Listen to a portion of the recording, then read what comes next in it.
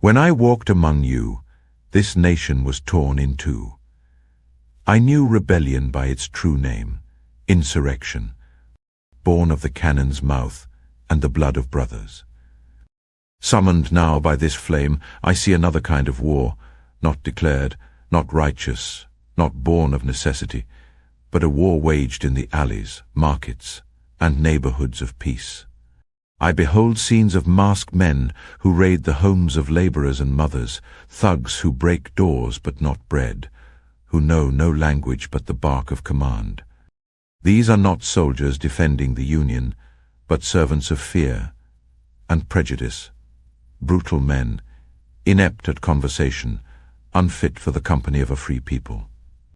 They are sent forth, not against rebels or secessionists, but against cities whose only crime is difference of party and opinion, against the poor, the weary, and the immigrant who seeks only the promise written upon our gates of freedom.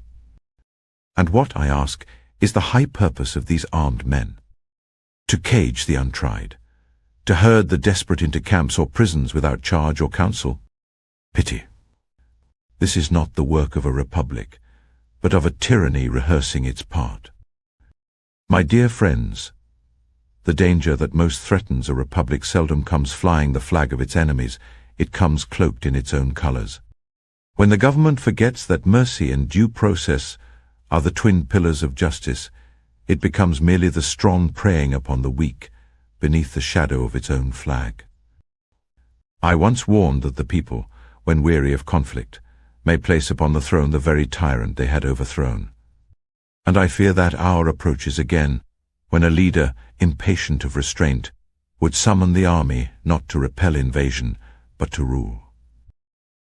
He calls peace, disorder, and lawful protest, terrorism, and in the name of safety would bind the states to his fiat, not by union, but by force. I knew the true threat to the Union. It came with muskets, not ballots, with treason, not disagreement. To mistake dissent for danger is the tyrant's first excuse.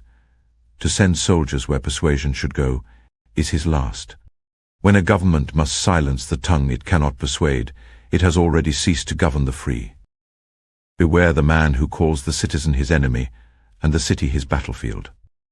For though he claims to save the republic, he will leave her bound and gagged, her sentries faithful, her captors her own sons, guarding her with the zeal of those who believe they serve her.